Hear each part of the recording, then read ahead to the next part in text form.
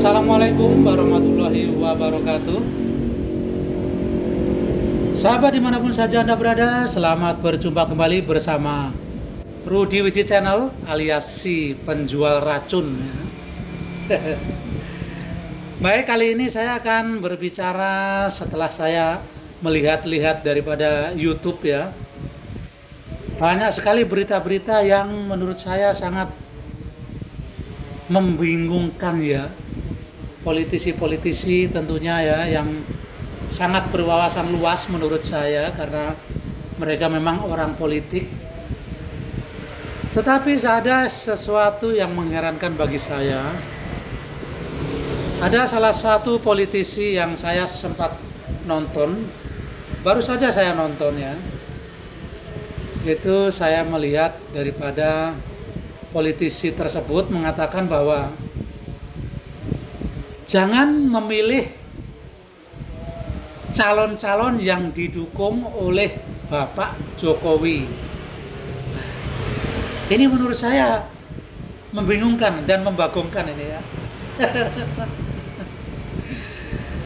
Pertama yang menurut saya membagongkan karena apa hak dia, orang tersebut maksud saya ya, apa hak dia melarang orang untuk memilih calon-calon yang didukung oleh Bapak Jokowi.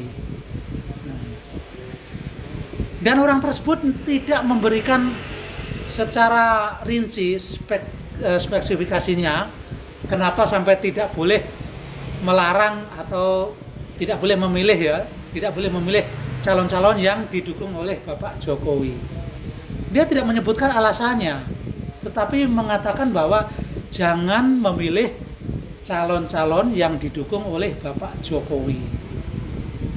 Itu menurut orang tersebut mengatakan bahwa ini berlaku untuk seluruh Indonesia dan khususnya di Sulawesi Selatan. Ini menurut orang tersebut ya. Mungkin orang sudah banyak yang tahu ya. Orang yang sudah banyak menonton tentang perpolitikan di dunia YouTube, mungkin orang-orang ini sudah tahu orang mana yang saya sebut. Ya, tapi saya tidak mengatakan seluruh politik ya. Saya tidak mengatakan seluruh politikus mengatakan itu, tidak. Ada oknum politik yang mengatakan itu. Nah, saya setelah nonton itu saya dengarkan kok saya merasa bahwa apakah ini tidak melanggar hak asasi manusia? Kok melarang orang untuk memilih calon-calon yang didukung oleh Pak Jokowi? Ya kalau orang tersebut mau memilih, kenapa rupanya? Iya kan? Nah ini yang menurut saya membingungkan, membagongkan. Kalau orang tersebut suka dengan orang tersebut, suka dengan calon orang tersebut yang sekalipun orang itu didukung oleh Pak Jokowi, orang itu ingin memilih, kenapa rupanya kok dia larang? Apakah itu nggak melarang atau nggak melanggar hak asasi manusia? Nah ini pengalaman atau menurut saya, bukan pengalaman, maksudnya menurut pemikiran pribadi saya. Nah, itu sangat membingungkan. Bahkan orang tersebut mengatakan ini berlaku untuk seluruh orang di Indonesia. Wah, berarti Anda menurut saya secara prinsipal untuk saya, Anda telah melanggar hak asasi manusia. Orang ingin memilih, Anda yang melarang. Gitu loh. Misalkan ada calon, misalkan ada calon nomor 1, 2, dan 3. Katakanlah calon nomor 1 yang didukung oleh Pak Jokowi. Orang tersebut suka dengan calon nomor 1. Orang tersebut ingin memilih calon nomor 1. Dan Anda mengatakan jangan memilih calon yang didukung oleh Pak Jokowi. Berarti secara tidak langsung Anda menyuruh orang tersebut untuk memilih calon 02 ataupun 03. Dan itu tidak sesuai hati nuraninya. Karena orang tersebut senang dengan calon nomor 1. Ini sebagai contoh. Nah, ini bagaimana menurut Anda? Kalau menurut saya pribadi, Anda boleh memilih calon nomor berapa saja atau calon yang didukung siapa saja sesuai dengan hati nurani Anda. Kalau Anda merasa cocok dengan calon tersebut, sekalipun calon tersebut didukung si A, si B, dan si C, terserah, itu hak Anda. Karena Anda cocok dengan calon tersebut. Itu menurut pribadi saya. Tapi kenapa ini ada oknum yang mempunyai pemikiran seperti itu? Dan sekarang kalau menurut saya ya, yang ditakutkan apa ya dengan Pak Jokowi? Kan Pak Jokowi sekarang sudah statusnya sudah mantan presiden ke-7 dan sekarang menjadi rakyat biasa. Sebelumnya saya juga sempat menonton di YouTube, ada oknum yang mengatakan bahwa Pak Jokowi setelah tanggal 20 Oktober itu sudah nggak punya pengaruh apa-apa, sudah seperti bebek lumpuh. Itu ada yang mengatakan hal seperti itu. Mohon maaf, bukan saya yang mengatakan, tapi ada oknum yang mengatakan seperti itu. Kok sekarang menjadi ketakutan dengan adanya Pak Jokowi, sedangkan Pak Jokowi sudah menjadi rakyat biasa. Nah, ini menurut saya yang sangat membagongkan.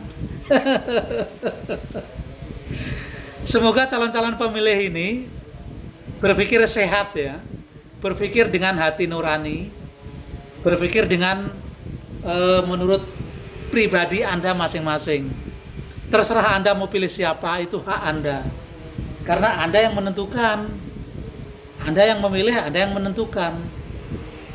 Karena kalau Anda dilarang untuk memilih nomor 1, 2, 3 misalkan, Anda disuruh memilih nomor yang disebutkan misalkan, kalau tidak sesuai hati nurani Anda, nanti bagaimana?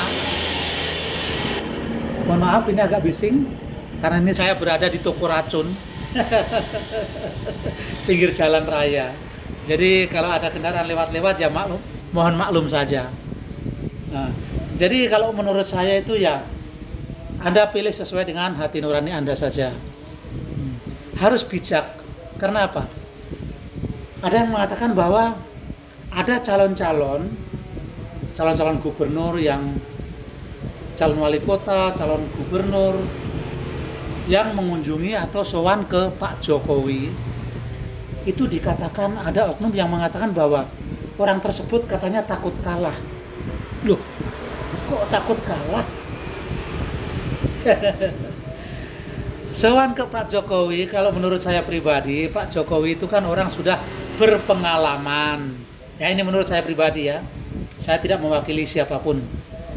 Pak Jokowi itu orang yang sudah pengalaman maksud saya ya.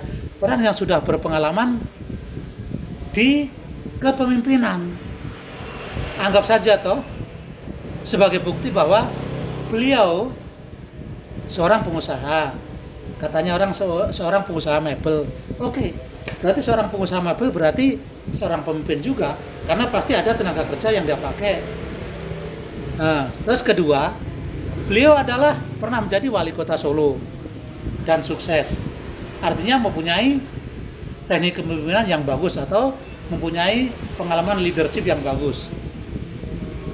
Selanjutnya, pernah menjadi gubernur DKI Jakarta.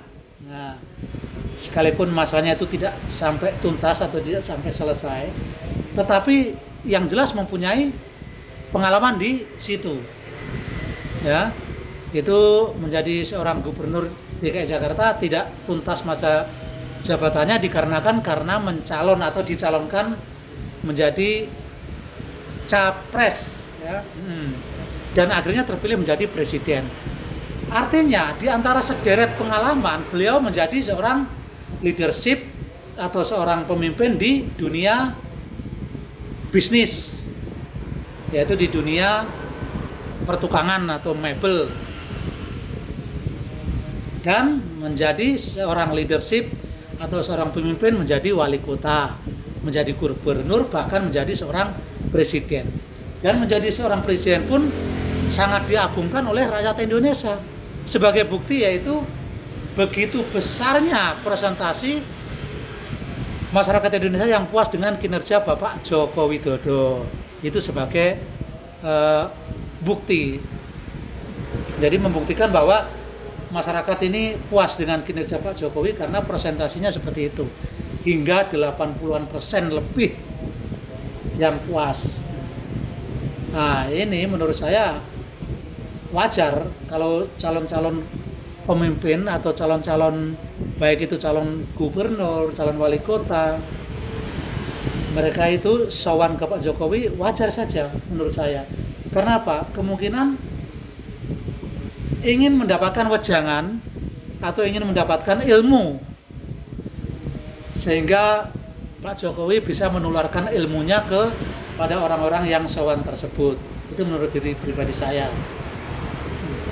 Tetapi yang mengherankan dengan saya itu karena Pak Jokowi ini sudah menjadi rakyat biasa, tetapi begitu masih ditakuti pengaruhnya.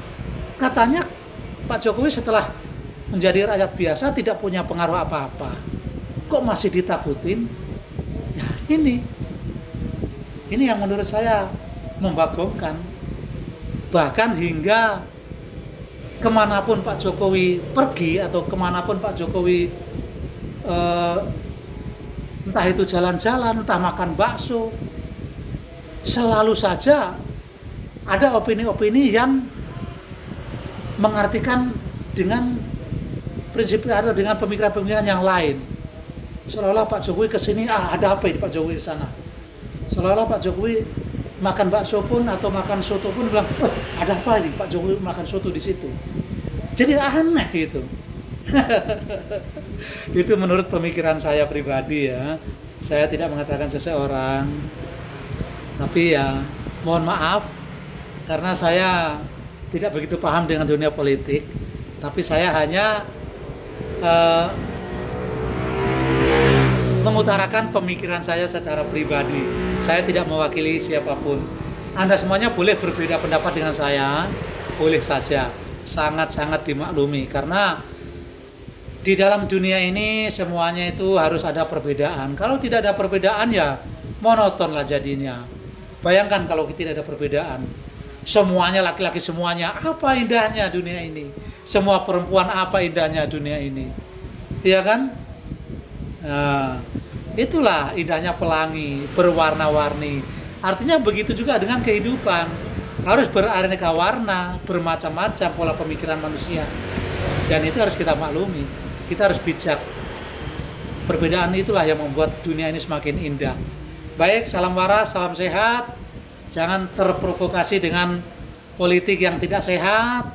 Kalau Anda memilih calon-calon pemimpin Anda, pilihlah sesuai dengan hati nurani Anda.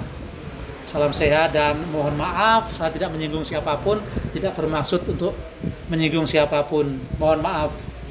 Terima kasih. Salam dari penjual racun. Kalau Anda suka, tolong di-subscribe, ya, di-like, di-komen, dan di-share tentunya ya. Baik, salam sehat. Wassalamualaikum warahmatullahi wabarakatuh.